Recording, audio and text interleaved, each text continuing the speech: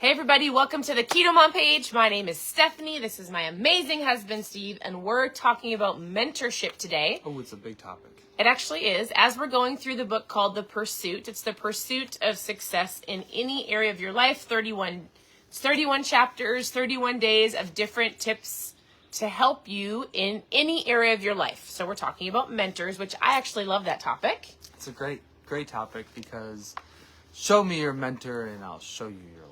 So he starts the chapter off with saying, if you want success, you're going to have to find a mentor. So it's almost like it's a non-negotiable.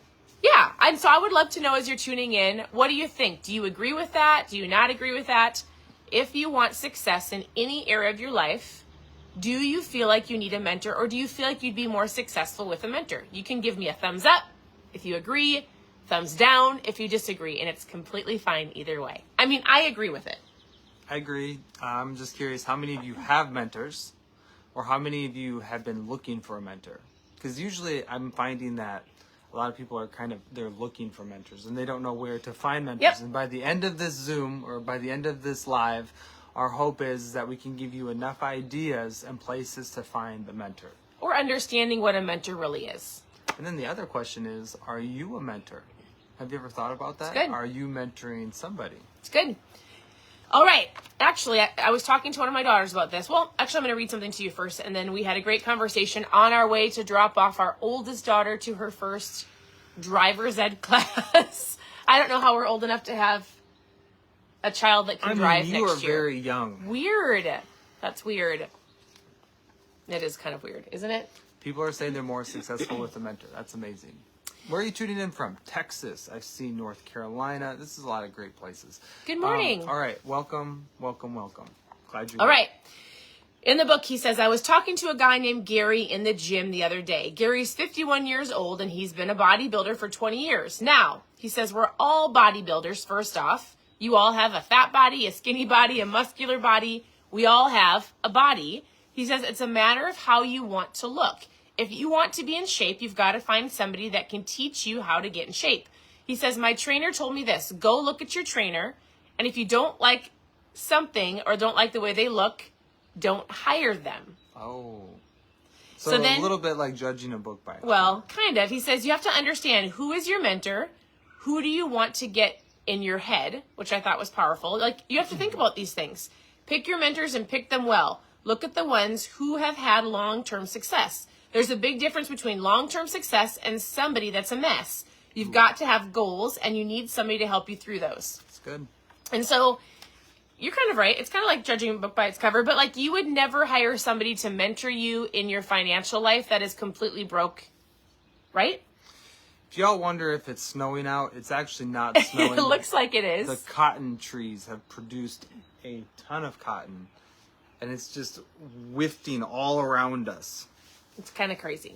But does that make sense? Like, when you want something in your life, you want to look at people who have already gone before you, who have already done it. Yep. Or when somebody tries to tell you, I can't believe you're going to do this. So I had a conversation with Amelia, who's our oldest daughter, today on the way to her driver's ed class. And she said, Mom, do you think I'm a quitter? We were talking about where she wants to go in life. Good question. We were talking about what she wants to do. She wants to go to cosmetology school. She wants to graduate high school early. She wants to be a speaker. And we talked about she's going to the high school today. And the last time she was there for volleyball. She quit volleyball. I'm telling you this for a reason. But she joined CrossFit. And I said... Good choice. I said, who called you a quitter? Because there's actually things in life you should quit. I think oftentimes people hold on to things because they don't want to be labeled as a quitter. But there's other things, right? It's kind of like choose your better or choose your good. And I said, who called you a quitter? And she was naming some people, and it Probably wasn't that me. many. Probably was me, because I remember saying that. And I said, Amelia, when you're looking at people that are calling you certain things, I need you to also look at their life. So the people I named the people that she said may have said she was a quitter. And I said, do you want a life? Like, if you just look at the fruit of their life, there is an aspect of like not judging. Like, I'm collecting the facts. There isn't a difference between looking at somebody's fruit or looking at somebody's accomplishments. I don't know what's behind closed doors, but I'm like, those people that called you a quitter, do you want your life to reflect how their current life is today? That's a good point. And she said, no. I said, when you quit volleyball, did you do it for a specific reason? She's like, yeah, it wasn't a great environment. I didn't want to be like those people. I didn't want to surround myself in that. And I said, okay, did you quit and then get lazy? She's like, no, I quit and I joined CrossFit. And so I said, you have to understand, there are people that are in your life today that will always be there are people in your life that will love to dictate everything that you do. They want to tell you how you should do it, what you should do, why you should do it, the direction of your life. And I said, you have to understand when you're looking at people, are those people your mentors? Well, no. I said, then why does it care? Why do you care? It doesn't matter, right? I said, if you want to go to hair school, then we've got two incredible moms and friends in our life that can direct you to what that looks like, and they can mentor you. Would you rather have them mentor you or the people that called you a quitter? Would you rather be mentored by those people that are your coaches at CrossFit or the environment that you left before? Who has more of a positive influence? Who's got more of a positive lifestyle? Who do you want to be more like if you chose one of those people as a mentor? Well, I'd rather go to CrossFit. Well, then that's all that matters, right? Perfect. Yeah, it's interesting because I think so often we really do care what other people think. And as much as we say, oh, we don't, or the reality is I think it's almost like human nature to care what people think. So it's just it's a good thing to put through your perspective or put through a filter or put through a lens. And you're right. It is like summer Minnesota here. Monica was right. Oh, man. Up above, we had talked earlier. We said by the end of this live, it's really important to know that mentors matter. Right. And if you're in a place where your environment, maybe it's not producing a ton of winners around you because you are the winner and you're creating an environment of winners. I mean, have it be you live in a super small city, or maybe you live in a rural community, or I don't know, maybe you live on 1,000 acres and there's just legitimately nobody around you in your proximity. Monica said it before in the comments. She was right. Like, you can find your mentors online. You can find your mentors through books. I was just looking at our bookshelf and I thought to myself, I was like, wow, that's a lot of books. But then I thought to myself, I've been thinking about assets lately. I'm like, that's a huge asset. Like, that's an investment of a lot of wisdom, a lot of time, and a lot of brain power that people have put into books. So Monica's right. Like, if you don't have the personal mentors in your life to be able to sit down and go out to coffee or have dinner with, you can have mentors in your life through social media, through online courses, through the internet, or through books. I love that. It's funny because Napoleon Hill wrote his book Think and Grow Rich, and he basically used a mastermind in his mind. Like, he surrounded himself with a table of people that he wanted to talk to, and because he read so many books and he understood so much about their lives, he could put himself in a place to where it was like he was sitting at the table with these people and he visualized himself there having conversations with individuals. So I'm just curious, if you could create your own mastermind group, who would be those 6, 7, 8, 9, 10, or 11 people that you'd put around your table to have a conversation with? Who would you put at your table?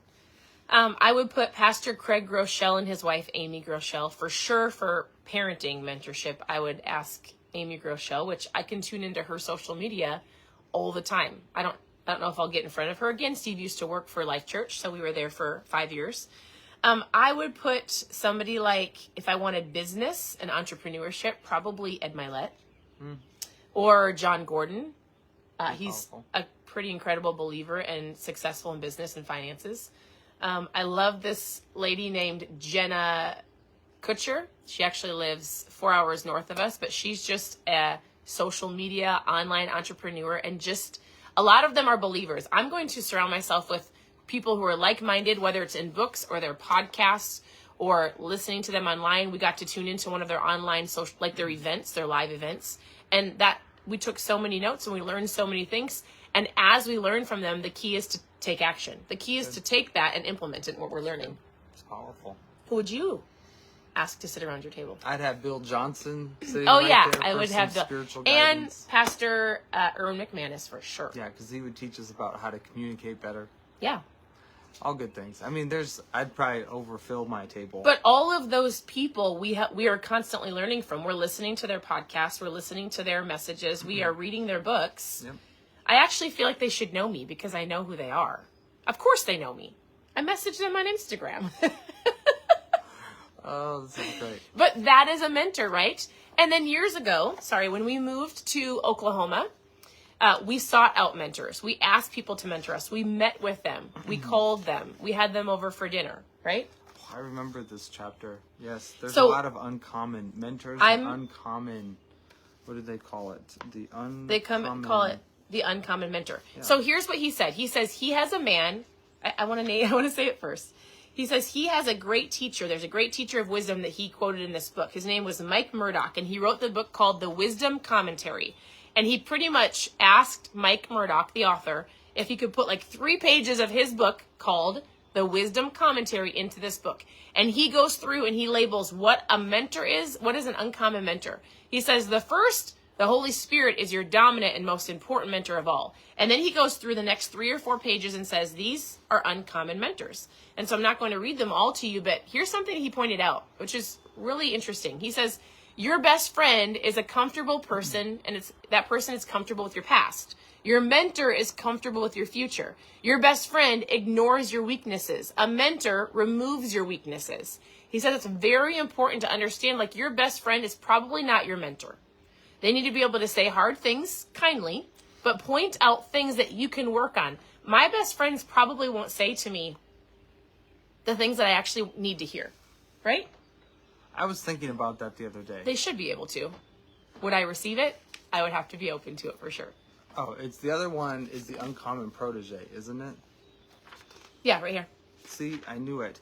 Because not only do you need a mentor in your life, but we also talked about that you need to be mentoring somebody else. Right. Who are you passing your information, your wisdom? Are you passing it on to the next generation? Something that Stephanie and I are talking about is, it's interesting because it's not a ton, but it's been a handful of newer, younger couples that have been kind of dropped into our life. And we were thinking about, like, what would it look like if we could fast track and help some of these newer couples with some things that we've learned about communicating, how to use finances, how to be equally yoked, like how to date, what is the expectations of a good spouse, like what are those types of things. And just imagine if you could have somebody in your life that was kind of guiding you through some of, I don't think we've had a lot of failures, but we've had some setbacks that we've had to work through. Mm-hmm. So. Yeah, I love that. So this is the chapter. This is a book for those who'd asked. We're going through chapter 10. He says, we're getting some questions on what kind of food do you eat for keto? I'll answer that this afternoon. Here's the deal. The morning, we like to help you on your mindset. Psychology is everything. Head over to KetoMomSecrets.com and I will give you so many recipes. I will help you. There's no shortage of keto foods. There's no shortage of how-to recipes or how to get started. But if your mindset isn't in the space where I can do this, I've got goals, if you don't believe in yourself and you've got a lot of negative talk, if you don't have a great environment, if you don't understand things like, man, my words are powerful. If you don't understand those things, you're going to be going around the same mountain every single year, because I get people messaging me every single month that says, I did it last year, I did it 2 years ago, I've done this in the past, I've gained all the weight back. And it comes down to a common theme of they're not truly working on themselves, but they're just doing the day-to-day diet, in, out, what can I eat, woe is me, I've got to lose some fat, and they don't really work on their mindset, and that's most important. I truly believe that. Hey, Nova, shout out. Thanks for listening to us while you're checking emails. That's amazing. Way to multitask. Hey, Nova lives close to us. She's in Duluth. Yep. All right, so he says this. You've got to find a mentor you trust. Learn everything that you can and make sure he knows what he's doing. Follow the instructions. Ask good questions. He says, when I know somebody has what I want, he says, I go and ask them how they got it or how am I supposed to get it. So we need people that will make us stretch, not people that will make us fail, but they'll call you on some of your stuff. And they'll encourage you and walk you through how to get out of the failure, how to change environments. Like, okay, so let's dive into, actually, if people didn't hear it in the very beginning, every great man is always being helped by somebody else.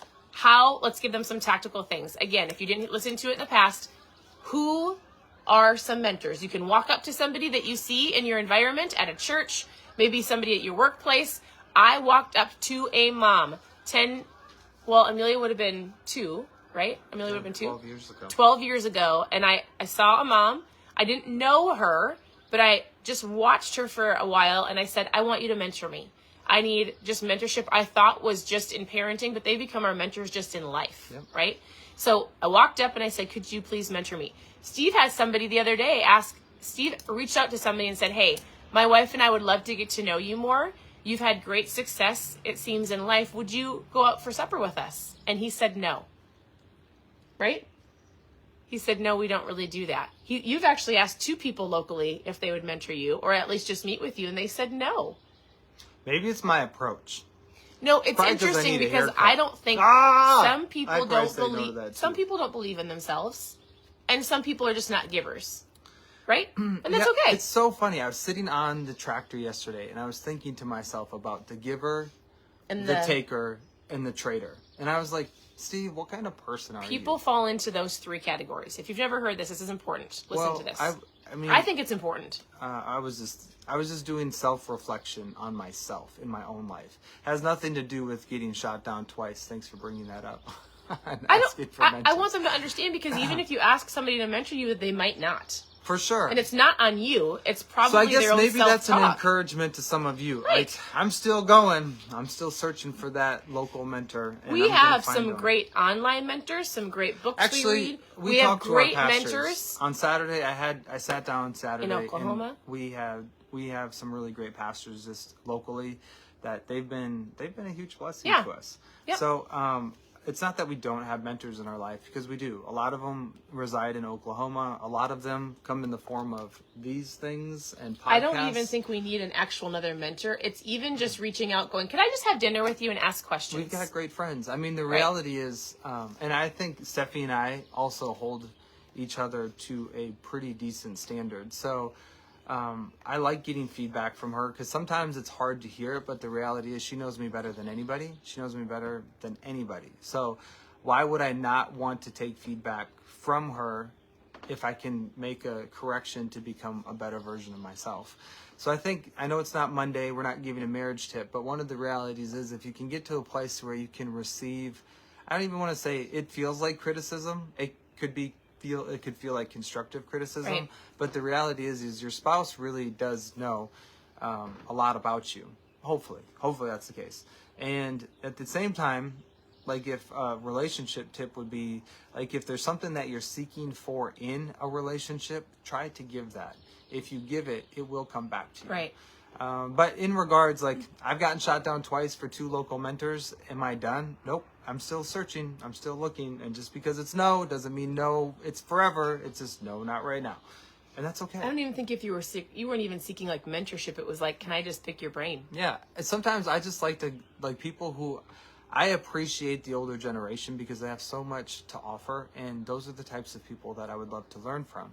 I know a lot of things are different, like technology is different and society kind of looks different, but there's some economic principles that they know. There's some life lessons that they know that I would love to glean from. So I would just encourage you. Our hope is that you'd come on here, you realize and you'd hear and you'd understand the importance of having a mentor. And also, if you don't have it in your local community, ways that you could find it. So we've laid that out. And at the same time, it's also important to be a mentor to someone. So for a lot of you, you have children. You are mentoring your children. And it's not by the things that you're saying to them. That is important, the things that you're saying to them, because we talk about the power of your words. But they watch actions. They watch it. And so if you want to be a great mentor, you have to be doing the right actions. Mm-hmm. If, like, this is just for example, because this is on the KetoMom page, but like, if you're talking about how and why not to eat certain types of foods, or you're saying there's a lot of sugar in things, are you doing it yourself? Or are you not eating those things? Are you not drinking those things? You know what I mean? So like, be a person. I was thinking. be a person that sets the right intentions by actions, because you're actually doing it. Yeah. Not just talking about it. I think that's super important. It's good. All right. I hope this was helpful, and that's the chapter. So what are we doing in tomorrow? Major on the majors. That's a good one because it's really about keeping your focus on the main thing. Oh, I like that. Because so often, I mean, we get sidetracked. Right. And it's a prime example. We have a baptism here at our house on Sunday, and I'm super excited about it. But at that time, like as I'm out working on the yard, sometimes I'm like, oh, I need to start this project, where I just need to major on the major, keep focused on the task at hand, and not get sidetracked. So we'll talk about more of that tomorrow. As you said earlier, tune in to. I will tune in this afternoon and walk you through how to get started. That'll be the live today of how to get truly started on keto. So we'll talk about that. You can always go to ketomomsecrets.com for recipes. You can send me a message if you have specific questions on how to get started. Otherwise, I'll do another live. I'm walking through my day. I said this summer is different for us. It's productively busy between driver's ed and horses and CrossFit. We just have our kids are older, which they're in more activities. And so I'm like, it's great. We used to just stay home and now we are running them all over the place, which I love. I'm blessed to do so. Yes, indeed. All right. Tune in later. I don't know what time. There's always the replay, so you can always check later tonight, and we will talk very soon. Have a great day. Bye, everybody.